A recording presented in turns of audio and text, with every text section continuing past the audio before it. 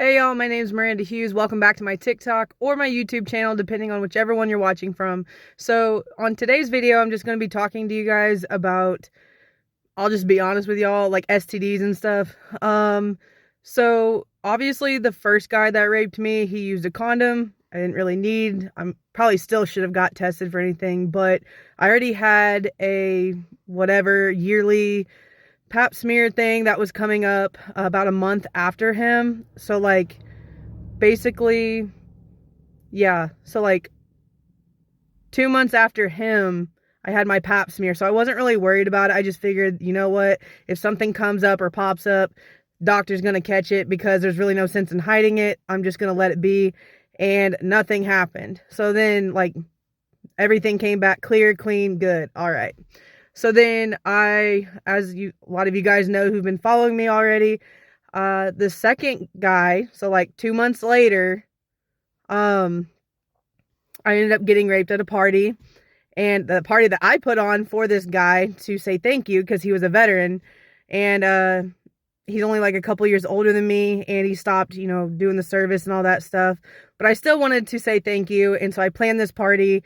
And he took advantage to decide to, rape me that night. And never saw it coming. And I just felt so crushed. I didn't understand why he would do that to me. And when I tried reasoning with him or talking to him, he would just shut me down and he would just say it's best that we don't talk. And he just would not cooperate whatsoever. So I had left to pick up all the pieces by myself. I was asking other people what happened that night because I was so drunk. I only had bits and pieces and I couldn't remember everything. And I knew there was a rumor going around about this guy. And he even started to tell me on his own while I was drinking that night that he goes, I know that you heard things about me, and he just kind of trailed off. Like, it wasn't because I couldn't hear him very well due to the alcohol. He literally just stopped talking. And so that's what I was trying to talk to him about like a few days after I'd been raped. And he just said it was best that we don't talk. A month after I had been raped by him, I did obviously start to see some bumps, down in the genital area. And I reached out to him again and I said, is it, herpes or warts? Like, what is it? And I'm going to find out. So you might as well tell me. Still gave him an opportunity to come clean and tell me what it is. And he denied it and just said, again, I think it's best that we don't talk. So there was no way around it with him. Long story short, I had just started a new job. So insurance, even though I had it, it didn't kick in until August of 2016. And I had been raped in May of 2016. So I kind of had to wait until my insurance could cover, certain like pap smears and testing and things like that. I'm not even kidding you guys. Like, I literally didn't even care how much money it cost me. I think it was like $500 or more. Insurance did cover some. But in October of 2016, I decided that, you know what?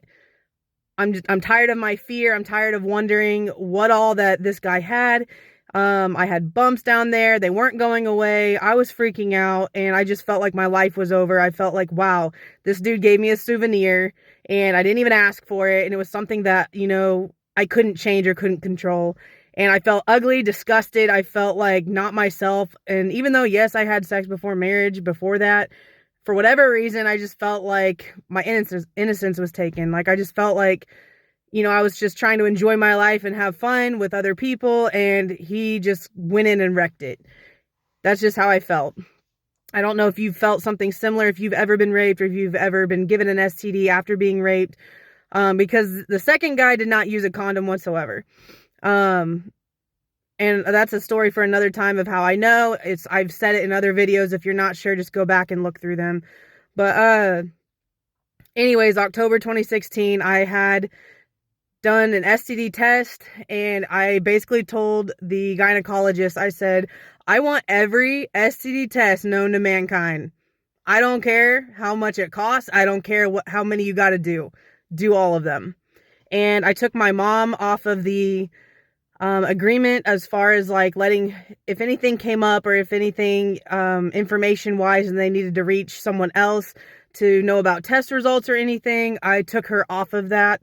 I didn't want her to know, and I didn't want her to be a part of it. I literally just needed it to be between me and God and that person and the doctors. That's it. I was so embarrassed by it, and I was so traumatized by it. I was just like, I just didn't know how to process it.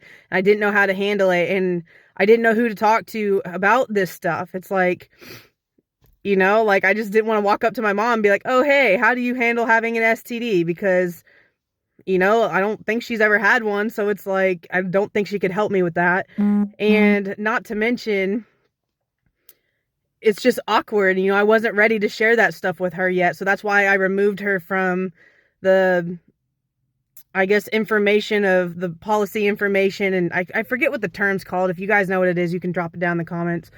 But anyways, I took her off of that paper.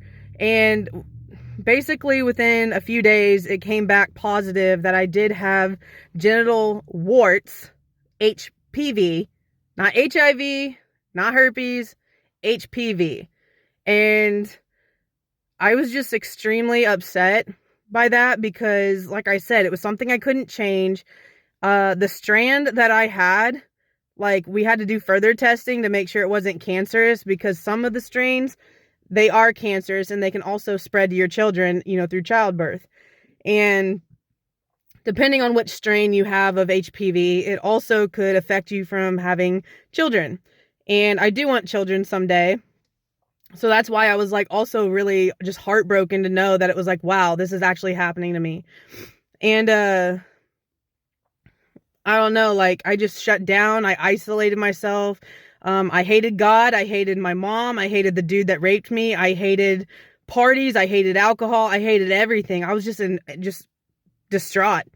I was just in pure hate for the longest time. Sorry guys. Alarm went off. But yeah, so I was in a lot of bitterness at that point. And I did have to take acid one time to put down there on each little bump. I did it one time and I said I didn't want to do this again. And that's when I started to realize that the only person that could help me was God, because there's just no way. Like, there's no cure for this. It's just something you're going to have to deal with. And I felt like it was so unfair because it's like I wasn't trying to sleep with this guy. I wasn't trying to sleep with anybody really at this point. I was just upset with how my life turned out with my previous boyfriend at the time, being of 9 years. Felt like we had everything and then lost it all just because he wanted to be more of a roommate rather than, partners in marriage and stuff. And I was angry drinking. And even though that was, like I said, I was irresponsible on my end on that part. The point is that the rape happened and this dude didn't have a condom. He had HPV, so he had genital warts, and the only way you can get that is through genital contact. So that's how the doctors knew that he had raped me, because they're like, there's no way. Like, I passed out, so he did it while, obviously I was sleeping. And I just remember the gynecologist, she just said, sorry, sweetheart, tests don't lie. And that was just forever embedded in my head. And it took me a long time to forgive him. And just to be clear, I do not have HPV to this day. I do not. And that's because of God's miracle that he did in my life. And I don't know what it is today, because this was back in 2016. But back then, the percentage of people that had HPV was like 82%. So that's obviously probably closer to 90%, if not more by now, just because people don't know how to close their legs, and they don't know how to have self-control, and they don't know how to stop, and it's always about pleasure. And what's the point of pleasure if it just leads to pain, That's for another video. But the point is that back then the doctor was just saying that to make me feel better. It really didn't, because I was so embarrassed and awkward. And even though it wasn't entirely my fault, it was just like, wow, like I'm stuck to deal with this stupid thing that I didn't even ask for. And so that's why I was really, really bitter and angry for the longest time. And I went ahead and got all of those tests done. And that was the only thing that came back, was just the genital warts. And I did not have them anymore because I'll just tell you in the next video. But I will say this, that for genital warts, your body can cure itself within 3 years, approximately. And like I said, for me,